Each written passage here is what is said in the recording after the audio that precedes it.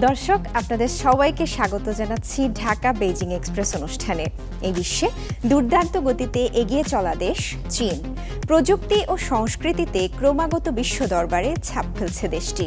দেখছে অভিন্ন এক ভবিষ্যতের স্বপ্ন। বাংলাদেশের সাথে চীনের বন্ধুত্বের পথ চলা ৫ দশকের। দুই দেশের দ্বিপাক্ষিক সম্পর্কের নানা খাতে এগিয়ে চলার গল্প বলবো আমরা, তুলে ধরব সংস্কৃতির নানা দিক। চ্যানেল 24 ও চায়না মিডিয়া গ্রুপের এই যৌথ আয়োজনে থাকছে চীন ও বাংলাদেশের নানা খবর। আর পুরো আয়োজনে আপনাদের সাথে আছি আমি রাউজে জাবিদ ঐশী।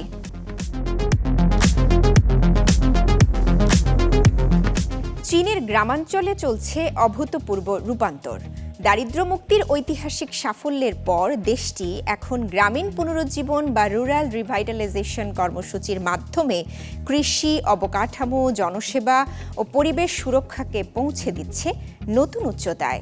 এই উদ্যোগে বদলে যাচ্ছে গ্রামীণ জীবনমান, তৈরি হচ্ছে আধুনিক ও টেকসই উন্নয়নের এক নতুন অধ্যায়। গত কয়েক বছরে চীনের গ্রামাঞ্চলে যে পরিবর্তন ঘটেছে তা সত্যি দৃষ্টিনন্দন ও উল্লেখযোগ্য। গ্রামীণ পুনরুজ্জীবন কর্মসূচি দেশটির কোটি কোটি মানুষের জীবনমান বদলে দিয়েছে, খুলে দিয়েছে নতুন সম্ভাবনা ও উন্নয়নের দুয়ার।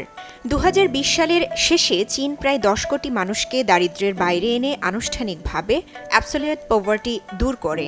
5 বছর পরেও সেই ঐতিহাসিক অর্জনকে টিকিয়ে রাখতে সরকার ধারাবাহিক নীতিমালা ও উন্নয়ন প্রকল্প বাস্তবায়ন করে যাচ্ছে, যাতে দারিদ্র্য মুক্তির সাফল্য দীর্ঘমেয়াদে স্থায়ী হয় এবং গ্রামীণ উন্নয়নের গতি অব্যাহত থাকে। দক্ষিণ পশ্চিম চীনের ইউন্নান, কুইচো এবং সিচুয়ান প্রদেশের পূর্বে দরিদ্র অঞ্চলগুলোতে চলছে ব্যাপক বিনিয়োগ। পরিবহন অবকাঠামো, পরিষ্কার পানির ব্যবস্থা, শিক্ষা ও জনস্বাস্থ্য এবং পরিবেশ সুরক্ষা সব ক্ষেত্রেই এসেছে লক্ষণীয় উন্নয়ন। আমাদের আশেপাশের পরিবেশ এখন অনেক পরিষ্কার। প্রতি বছর 1 লাখের বেশি পরিযায়ী পাখি ছাওহাই লেকে শীত কাটাতে আসে। দেখুন, আমি নিজেও এখন পাখির ছবি তোলার জন্য ক্যামেরা কিনেছি। আমাদের জীবনমান প্রতিনিয়তই উন্নত হচ্ছে। গ্রাম উন্নয়নে দেশব্যাপী কাজ করছে পূর্ণাঙ্গ প্রশাসনিক ব্যবস্থাপনা। 14তম পঞ্চবার্ষিকী পরিকল্পনা অনুসারে আমরা কার্যক্রমগুলোর তালিকা, প্রকল্পগুলো এবং বাস্তবায়ন প্রক্রিয়া আরও শক্তিশালী করেছি। ফলে গ্রামীণ উন্নয়নে উল্লেখযোগ্য অগ্রগতি হয়েছে। আমরা বসবাসযোগ্য, ব্যবসাবান্ধব ও সুন্দর গ্রাম গঠনে সফলভাবে যাত্রা শুরু করেছি। চীনের কমিউনিস্ট পার্টির কেন্দ্রীয় কমিটি এ বছরের অক্টোবরে আগামী 5 বছরের অর্থনৈতিক সামাজিক উন্নয়নের নতুন রূপরেখা অনুমোদন করেছে। এই রূপরেখায় বিশেষ গুরুত্ব দেওয়া হয়েছে দুটি বিষয়ে: কৃষি ও গ্রামীণ আধুনিকায়নকে আরও ত্বরান্বিত করা এবং রুরাল রিভাইটালাইজেশনের উদ্যোগকে আরও শক্তিশালীভাবে এগিয়ে নেওয়া। এই দুটি অগ্রাধিকারই চীনের গ্রামাঞ্চলকে আধুনিক, সমৃদ্ধ ও টেকসই উন্নয়নের পথে নিয়ে যেতে গুরুত্বপূর্ণ ভূমিকা রাখবে। নীতিমালাগুলো যেন কৃষিকে আরও শক্তিশালী করে, কৃষকের প্রকৃত উপকারে আসে এবং গ্রামীণ অঞ্চলের সামগ্রিক সমৃদ্ধি নিশ্চিত করে, রূপরেখায় এই বিষয়েও জোর দেওয়া হয়। ইয়ান তংছুয়ান সহ সংশ্লিষ্ট কর্মকর্তাদের মতে, সামনে চীন আরও গুরুত্ব দিবে গ্রামীণ নির্মাণের মানোন্নয়ন, মানব সম্পদ ও দক্ষতা বৃদ্ধি এবং গ্রামীণ পুনরুজ্জীবন কর্মসূচিতে ধারাবাহিক অগ্রগতি বজায় রাখার প্রতি। এই প্রচেষ্টা গ্রামীণ উন্নয়নকে আরও সুসংহত ও টেকসই করে তুলবে। ঢাকায় হৃদরোগ চিকিৎসায় নতুন দিগন্তের সূচনা। National institute of cardiovascular disease and হসপিটালে চালু হলো বাংলাদেশ চীন যৌথ কার্ডিওভাস্কুলার ক্লিনিক, যা প্রযুক্তি, চিকিৎসা ও মানবিক সহযোগিতার এক সমন্বয়। দুই দেশের যৌথ উদ্যোগে নতুন এই ক্লিনিক হৃদরোগ আক্রান্ত রোগীদের জন্য সময়োপযোগী স্ক্রিনিং, পরামর্শ ও দূরবর্তী চিকিৎসা সেবার নতুন প্ল্যাটফর্ম গড়ে তুলবে বলে আশা করা হচ্ছে।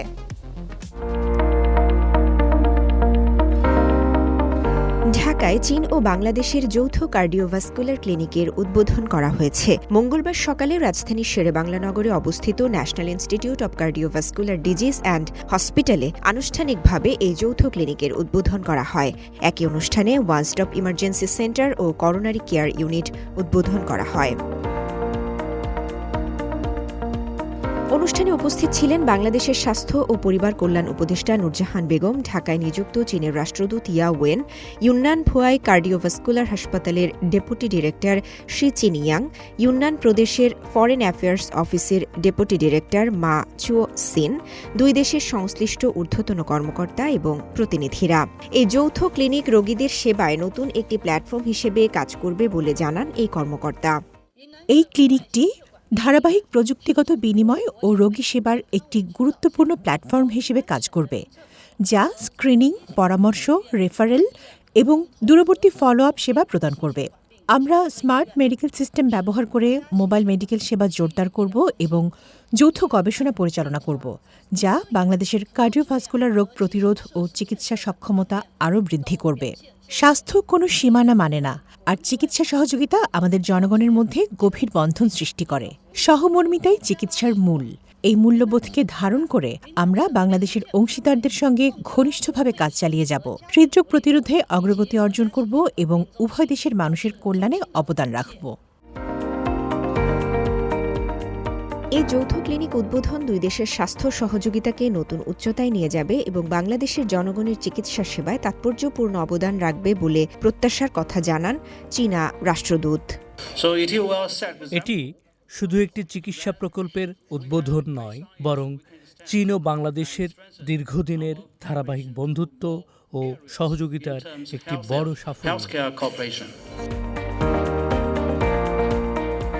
চীন বাংলাদেশ সম্পর্কের ৫০ বছরের যাত্রার কথা উল্লেখ করে রাষ্ট্রদূত ইয়া ওয়েন বলেন, রাজনৈতিক বিশ্বাস, অর্থনৈতিক অংশীদারিত্ব এবং জনগণের মধ্যে ঘনিষ্ঠ সম্পর্ক দুই দেশের বন্ধনকে আরও দৃঢ় করেছে। এ সময় তিনি হেলথ সিল্ক রোড গড়ার প্রত্যাশার কথা জানান। আমরা একসঙ্গে হেলথ সিল্ক রোড গড়ে তুলতে চাই, যা দু দেশের জনগণের জন্য আরও কল্যাণ বয়ে আনবে।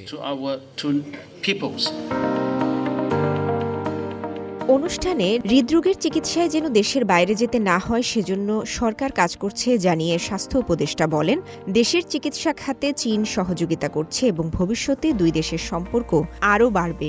চায়নার যেই সুযোগটা নিয়ে আসছে আমাদের কাছে, যেটাকে আমরা বলছি অ্যাম্বুলেন্সের মধ্যেই সমস্ত চিকিৎসা বাচ্চাদের জন্য, তো এটাকে যদি আমরা আমাদের অন্যান্য পেরিফেরিতে যদি দিয়ে দিতে পারি, পৌঁছায় দিতে পারি আমাদের সবার চেষ্টায়, তাহলে আমরা আশা করব যে অনেক রকমের দুর্গতি থেকে আমাদের শিশুরা, আমাদের সন্তানরা বেঁচে যাবে। চায়নার সাথে আমাদের এই সম্পর্কটা অনেক দিনে, তারা আমাদের চায়নার সাথে যে সম্পর্ক তৈরি হয়েছে এটা উত্তরোত্তর বৃদ্ধি হবে এবং আমরা সবাই মিলে আমাদের দেশের চিকিৎসা স্বাস্থ্যটাকে আমরা যেন উপরের দিকে নিয়ে যেতে পারি। কারো কাছে আমাদের কাছে বারবার ধর্ণা দিতে না হয়, সেই সুযোগটা যেন আমরা আরও অনেকের জন্য, এখন আমাদের দেশের অনেক মানুষ বাইরে চিকিৎসার জন্য যায়, আমরা ভবিষ্যতে যেন এমন হয় আমাদের একটা মানুষকেও অন্তত হৃদরোগের কারণে বাইরে যেতে না হয়। পরে এনআইসিভিডি ও WFCH প্রতিনিধিদের মধ্যে একটি সমঝোতা স্মারক বিনিময় অনুষ্ঠিত হয় এবং যৌথ কার্ডিওভাস্কুলার ক্লিনিকের আনুষ্ঠানিক উদ্বোধন করেন অতিথিরা। সংশ্লিষ্টরা জানান, চীন সরকারের উপহার হিসেবে দেয়া সজ্জিত কার্ডিয়াক অ্যাম্বুলেন্সটি জরুরি সেবার সক্ষমতা আরও বাড়াবে এবং এর মাধ্যমে জীবন রক্ষাকারী চিকিৎসা সরাসরি প্রয়োজনীয় মানুষের কাছে পৌঁছে দেয়া সম্ভব হবে। রাউজায়ে জাবিদা ঐশী, CMG বাংলা, ঢাকা। এআই উদ্ভাবনে বিশ্বকে নেতৃত্ব দিচ্ছে সাংহাই। একই সঙ্গে 6G প্রযুক্তির বাস্তব পরীক্ষায়ও চীন অর্জন করেছে উল্লেখযোগ্য অগ্রগতি। প্রায় ৩ লাখ দক্ষ এআই বিশেষজ্ঞের সক্রিয় অংশগ্রহণে বদলে যাচ্ছে বৈশ্বিক ডিজিটাল যোগাযোগের ধরন, অন্তর্জালের ভবিষ্যৎ রূপ পাচ্ছে এক নতুন গতি ও সম্ভাবনা। চীনের সাংহাই এখন আন্তর্জাতিক কৃত্রিম বুদ্ধিমত্তা উদ্ভাবনের অন্যতম কেন্দ্র। শহরটিতে কাজ করছেন প্রায় 3 লাখ এআই বিশেষজ্ঞ, যা চীনের মোট সংখ্যার প্রায় 1/3। শহরের উদ্ভাবনী অভিযাত্রার অন্যতম দৃষ্টান্ত Shanghai foundation model innovation centre বা এসএমসি। সুহুই জেলায় 100-র বেশি প্রতিষ্ঠান নিয়ে গড়ে উঠেছে এই বড় মডেলের ইনকিউবেশন সেন্টার। আগে 2-3 জনকে কয়েকশো পৃষ্ঠার টেন্ডার তৈরি করতে 1 সপ্তাহ সময় লেগে যেত। এখন এআই দিয়ে তা মাত্র 60 থেকে 70 সেকেন্ডেই করা যায়। বড় এআই মডেলকে সাধারণ ব্যবসায়িক প্রতিষ্ঠানের অফিস কর্মীদের সহকারী হিসেবে রূপান্তর করছে কুল এআই সহ কয়েকটি স্টার্টআপ। এতে বাড়ছে উৎপাদনশীলতা, কমছে সময় ও খরচ। এসএমসি শুধু ইনকিউবেশন নয়, এটি একটি পূর্ণাঙ্গ শিল্প ইকোসিস্টেম। স্টার্টআপগুলো এখানে chip design, model algorithm, data corpus ও নানা শিল্প অ্যাপ্লিকেশন নিয়ে পরস্পরের সঙ্গে সম্পদ ভাগাভাগি করে দ্রুত এগোচ্ছে। চীন এখন বিশ্বের সবচেয়ে বেশি ইঞ্জিনিয়ার তৈরি করে। সাংহাইয়ের আশেপাশের সাপ্লাই চেইন রোবোটিক্স শিল্পকে বিশ্বে এগিয়ে দিয়েছে। এদিকে 6G প্রযুক্তিতেও বড় অগ্রগতি করছে চীন। নানচিংয়ের পার্পল মাউন্টেন ল্যাবরেটরিতে চালু হয়েছে বিশ্বের প্রথম আউটডোর 6G টেস্ট সাইট, যা গত এপ্রিল থেকে পরিচালিত হচ্ছে। ফুটবল মাঠের মতো এই পরীক্ষাগারে ড্রোন ও রোবট প্রশিক্ষণের জন্য রয়েছে বিশেষ জোন। চারপাশে বসানো স্মার্ট অ্যান্টেনাগুলো একই সঙ্গে যোগাযোগ ও সেন্সিং দুটি কাজই করে। আগে যেটির জন্য লাগতো আলাদা বেজ স্টেশন ও রাডার। তাছাড়া চিয়াংসুর থাইহু হ্রদে এক জরুরি যোগাযোগ গাড়ি 6G নেটওয়ার্কের মাধ্যমে 30 কিলোমিটারেরও বেশি দূরে ড্রোন পাঠিয়ে নিরবচ্ছিন্ন HD ভিডিও পাঠাতে পারছে। 5Gর তুলনায় একটি 6G বেজ স্টেশন 10 গুণ বেশি এলাকায় কভার করতে সক্ষম, যা বিশাল জলাভূমি এলাকায় নজরদারিকে আরও কার্যকর করবে। ভবিষ্যতে প্রযুক্তিটি সম্পন্ন হলে পুরো থাইহু হ্রদ জুড়ে 6G নেটওয়ার্ক স্থাপন সম্ভব হবে। এক্ষেত্রে বেআইনি মাছ ধরা পর্যবেক্ষণ, পরিবেশ সুরক্ষা এবং আইন প্রয়োগ আরও শক্তিশালী হবে। কৃত্রিম বুদ্ধিমত্তা ও 6G দুই ক্ষেত্রেই চীনের এই অগ্রগতি ভবিষ্যৎ প্রযুক্তি ব্যবস্থায় বড় পরিবর্তন এনে দেবে বলে মনে করছেন বিশেষজ্ঞরা।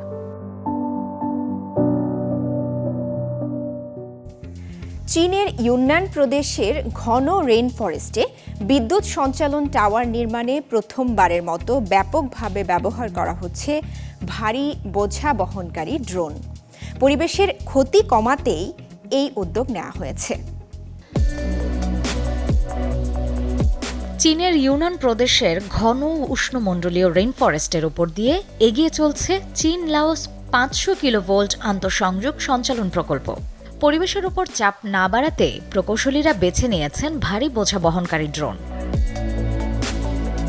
বেল্ট অ্যান্ড রোড ইনিশিয়েটিভের এই ফ্ল্যাগশিপ প্রকল্পের চীনা অংশটি এশীয় হাতির আবাসস্থল অতিক্রম করে, তাই সেখানে কোনো নতুন সড়ক তৈরি না করে আকাশপথেই কাজ চালানো হচ্ছে।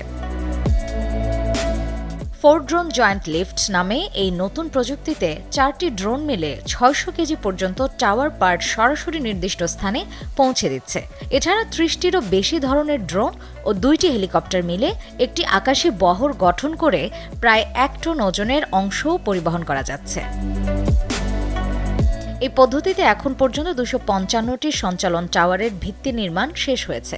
নতুন রাস্তা না বানিয়েই পৌঁছানো গেছে 88% সাইটে। আমরা 15টি কেবলওয়ে স্থাপন কমিয়েছি, অস্থায়ী জমি ব্যবহারে 80,000 বর্গমিটারের বেশি হ্রাস করেছি, আর 30,000-এরও বেশি গাছ কাটা পুরোপুরি এড়ানো গেছে। 183 কিলোমিটার দীর্ঘ এই বিদ্যুৎ লাইন লাওসের নামো থেকে চীনের শিশুয়াং বান্না পর্যন্ত বিস্তৃত। 2026 সালে সম্পন্ন হলে দুই দেশ মিলিয়ে দুইমুখী বিদ্যুৎ আদান প্রদান সম্ভব হবে 15 লাখ কিলোওয়াট পর্যন্ত। প্রতি বছর সরবরাহ দেবে প্রায় 3 বিলিয়ন কিলোওয়াট ঘণ্টা পরিচ্ছন্ন বিদ্যুৎ। ড্রোন ভিত্তিক এই নির্মাণ পদ্ধতি পরিবেশ রক্ষা ও দক্ষতার এক নতুন দৃষ্টান্ত চীন লাওস জ্বালানির সহযোগিতায় যোগ করেছে নতুন গতি। পরিবেশ বান্ধব নির্মাণের নতুন উদ্ভাবন হিসেবে এই প্রকল্প ইতোমধ্যেই আন্তর্জাতিক মহলে দৃষ্টি কেড়েছে। চীনের উত্তরাঞ্চলে শীত নেমে এসেছে, আর চীনের উত্তরাঞ্চলের শীত মানেই সাদা শুভ্র বরফে ঢাকা পুরা অঞ্চল। বন পাহাড় সবকিছু সাদা শুভ্র তুষারে ঢাকা, আর এগুলো পর্যটকদেরকে ভীষণ আকর্ষণ করে প্রতি বছরই। এবারও তার ব্যত্যয় ঘটেনি। এই বছর পর্যটকদের ঢল নেমেছে হেলংচিয়াং প্রদেশে, কারণ উত্তরের অঞ্চল মানেই চীনের হেলংচিয়াং প্রদেশ। বাদ পড়েনি সিনচিয়াং, ইনার মঙ্গোলিয়া সহ বিভিন্ন অঞ্চল। এই শীতের সৌন্দর্য শুধু পর্যটকদের এই যে আগমন বাড়াচ্ছে তা নয়, অর্থনীতিকেও কিন্তু চাঙ্গা করে তুলছে। সেই উত্তরাঞ্চলের এই যে শীতের আমেজ আসলে কেমন, চলুন দেখে নিই। শীত নেমেছে উত্তর চীনে। তাপমাত্রা যতই কমছে ততই বাড়ছে বরফে মোড়া প্রকৃতির প্রতি মানুষের আকর্ষণ। শীত সম্পদ এখন দেশটির নতুন অর্থনৈতিক শক্তি। বরফ, তুষার পর্যটন, ধীর গতির ভ্রমণ, শীতকালীন ছুটি আর ঐতিহ্যবাহী উৎসব মিলিয়ে তৈরি হয়েছে এক অনন্য শীতের উৎসব, যা প্রাণবন্ত করে তুলেছে উত্তরের সব প্রদেশকে। উত্তর পূর্ব চীনের হেইলংচিয়াং প্রদেশের গ্রেটার খিনকান পর্বতমালা জুড়ে তাপমাত্রা হঠাৎই নেমে গেছে।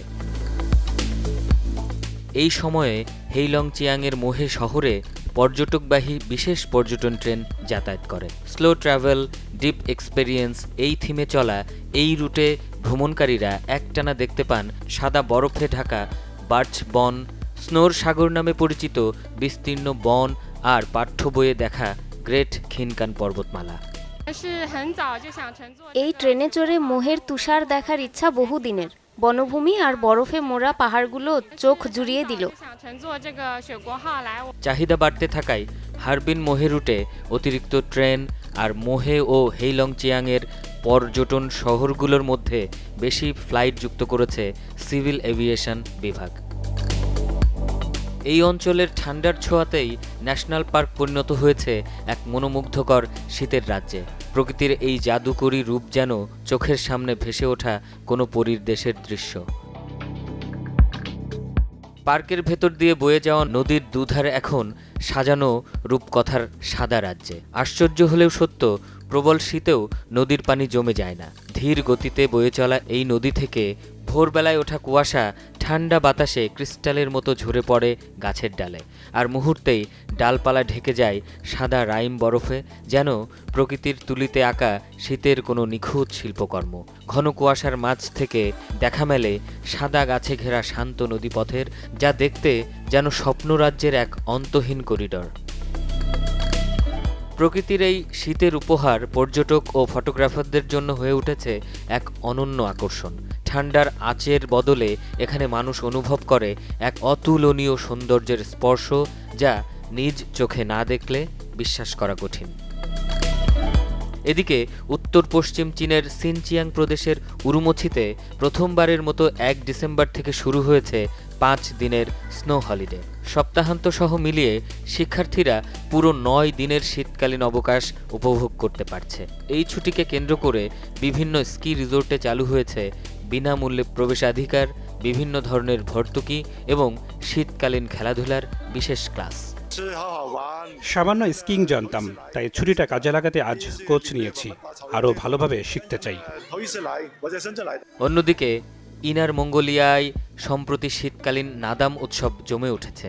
ঘোড়দৌড়, উট রেস, কুস্তি, তীরন্দাজি এই ঐতিহ্যবাহী প্রতিযোগিতার সঙ্গে সঙ্গে মাঠ জুড়ে ছিল ধোয়া ওঠা দুধ চা, সিজলিং ল্যাম্ব স্কিওয়ার আর তৃণভূমির আসল স্বাদ। চীনের উত্তরের বিস্তীর্ণ অঞ্চলগুলো যেহেতু বরফে ঢেকে যায়, তবুও অর্থনীতি থমকে থাকে না, বরং ভ্রমণ পিপাসু মানুষের আগমনে শীতকালীন উৎসব ও সংস্কৃতি নতুন প্রাণ পায় এবং জমে ওঠে প্রাণবন্ত। ঢাকা বেজিং এক্সপ্রেস আজ এ পর্যন্তই। চীন ও বাংলাদেশের দ্বিপাক্ষিক সম্পর্ক এবং নানা ঘটনাপ্রবাহ নিয়ে আবার দেখা হবে পরবর্তী পর্বে, একই দিনে একই সময়ে চ্যানেল 24-এ।